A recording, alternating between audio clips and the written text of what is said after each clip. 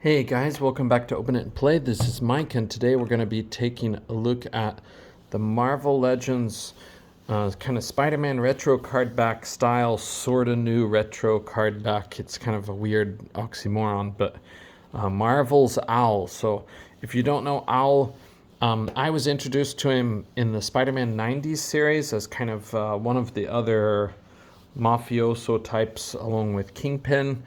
But Owl's a little bit older than Kingpin, if I remember right, or at least he was more prominent earlier than Kingpin. So he was kind of Daredevil's arch nemesis, I believe, in the 60s and 70s, and this style is more like that version of the Owl. I knew him from Spider-Man the 90s series, the cartoon. So in that, he had kind of like little black goggles, and he looked a little more, I don't know, cleaned up than this version, but this is more like the Daredevil version, so Daredevil fans will probably be happy. Though we're going to take a look at the figure and see if it's any good. You can see the back of the box, any other figures that you might be interested in. As for me, I am interested in Cardiac. I don't know so much about him, but the character design was always cool.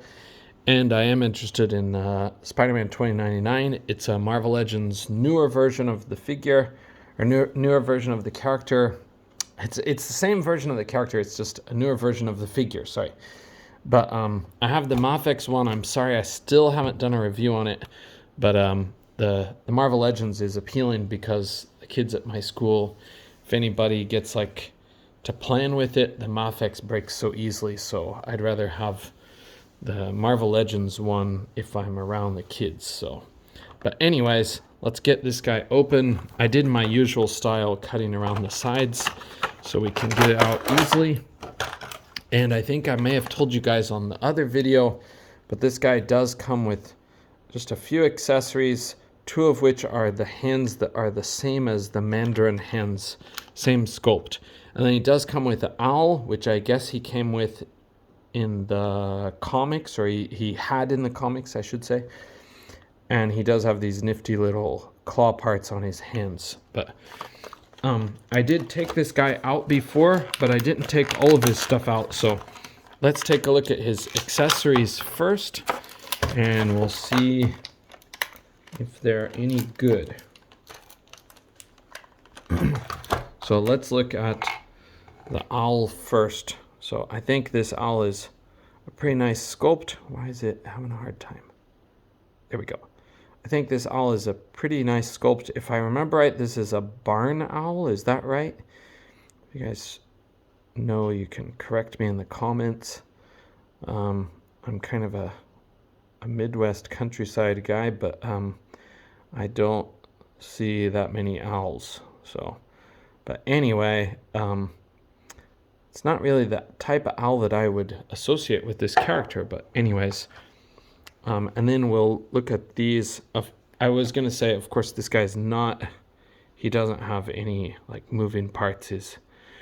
His wings can't spread out or anything like that. He's just one solid piece, but nicely detailed. Okay, and these are the hands that I was talking about, the more beastie, monstrous type hands that came with the Mandarin that we got last year. These are notably very pale, so they are going to look paler than the Mandarins, I think. And of course that paleness is going to be to match this guy. I guess the idea is that he's out at night all the time, or he's doing everything at night, so that's why he's so pale. But I thought he was kind of a businessman too, like for his alter ego, or his main identity is like a businessman by day and kind of a creep mafioso by night. But so some of you will probably recognize this figure is using the Dr. Octopus body. It's the upper chest part, upper torso, and the coat, I believe, too, from the No Way Home Dr. Octopus figure. But I don't own that figure. I'm kind of strictly no MCU figures. Otherwise, I'd spend all my money in the world on figures, but this guy uses that in a way that is like really. I heard somebody say it's sloppy but brilliant, brilliant but sloppy, but no, brilliant but lazy. Sorry, brilliant but lazy. The quote from Spider-Man 2. And if you see the back part here, you can see that they just left the plugs. Those are the actual plugs for Dr. Octopus's tentacles, so it's really goofy. Uh-oh, you can see we're going to have a problem. His claw part came out already, so these are not plugged in, and they will pop off very easily. Hopefully we're not going to have a problem with that, but it looks like we may have a problem with that. So you can see the aesthetic. It's very like worn out and tattered looking for the overall look of the character or his clothes. And he just kind of looks like, I don't know, it sort of looks kind of like he might be homeless or something, but I think it's just supposed to be kind of ratty looking. So, and he does have this little scarf piece, which I think we can kind of take off easily. And he does have another like inlaid suit part. It's part of the almost like a secondary jacket, but that one does have, you can't really use it if you take off this green part because it does have just weird like cutouts to help with his posability. I'm pretty sure that'll be the same as what the Dr. Octopus figure had, but let's put this back on, because if we do his posability, I'm going to see what it will do like out of the box. And because this has more detail, because it's an MCU type thing, it may not blend in quite as well with some of your figures, but well, he's got a little bit of brown here. That's interesting. They try to make him look dirty too, but I hope you can see that. Sorry, I'm going to try to zoom in a little bit more. There we go. All right, hopefully that's sort of visible. Sort of. Okay, and let's go on to his posability. So his head is on a dumbbell joint here, but it moves a little bit, but not as much as you'd like. And for being a character that can sometimes fly or glide, unfortunately, you can't really make him look up at all, only by popping his head off. So I'm not sure in the old Daredevil comics how much he does that, but in the Spider-Man thing, he was always kind of gliding around. I think he has kind of a suit similar to Vulture's where it can help him glide, maybe not quite as great as Vulture's where he can just fly like anti-gravity suit, but this guy's thing, he doesn't have visible wings, but apparently he can kind of glide. So anyways, his posability is going to be limited by this part, but arms will go up.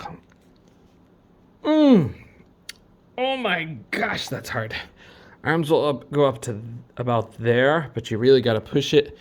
And he does have a bicep cut, double jointed pinless. Oh my god, I'm sorry guys.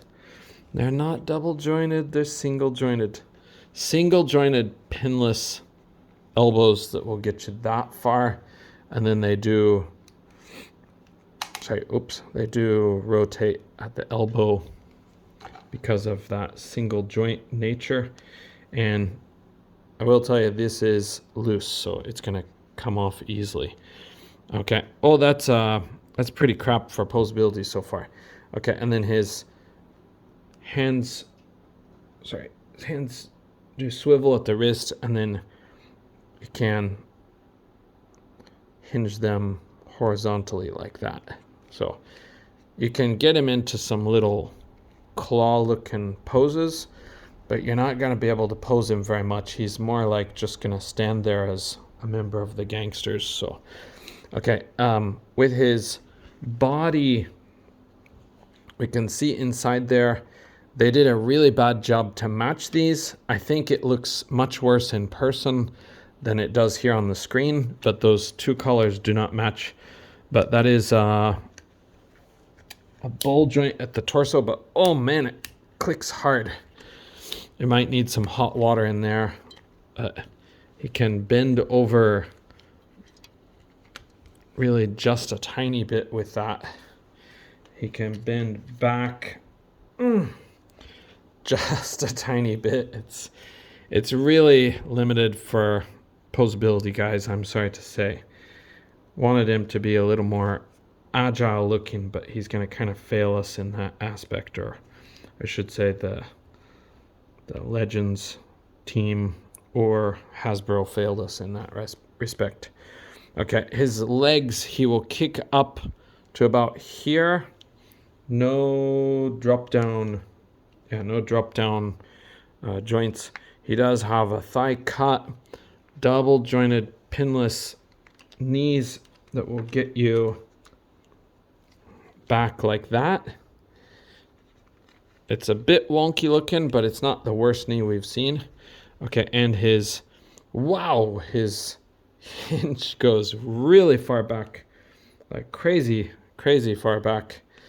But he does have the ankle pivot. So yeah, I think this is a really bare bones figure. It's more like a, I don't want to say a placeholder, but basically he's just going to occupy some space on your shelf to fit the role of the owl, basically to have some more gangsters.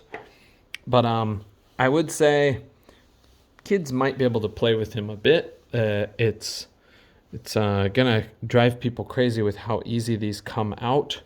So I'm gonna see what he looks like with these alternate hands. They might be a nice choice because you don't have to worry about that part falling out as much. There he is with the kind of claw looking hands. It's a nice kind of ghastly look. Yeah. It's kind of even creepier than he already appears to be. So, but that's the owl. I would have to say he's a disappointment for me. I was waiting for this guy to come out for a very long time because I'm a big 90s Spider-Man guy. There never was a figure in the original series of Toy Biz figures, and I was just hoping for something closer.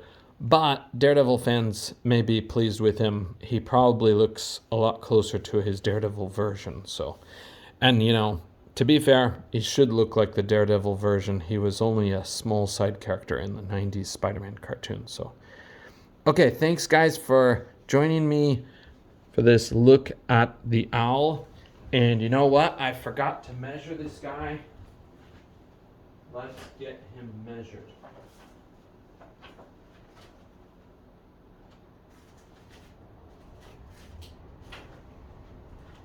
Sorry, it was buried under a box. We'll get him measured real quick.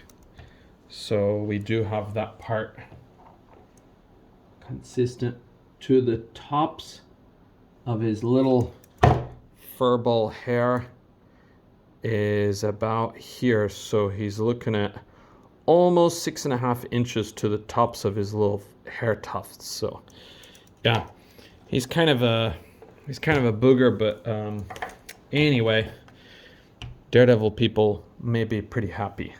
Okay, of course, everybody wants a more posable figure, but okay, sorry guys, I'll let you go. See you in the next one. Bye for now.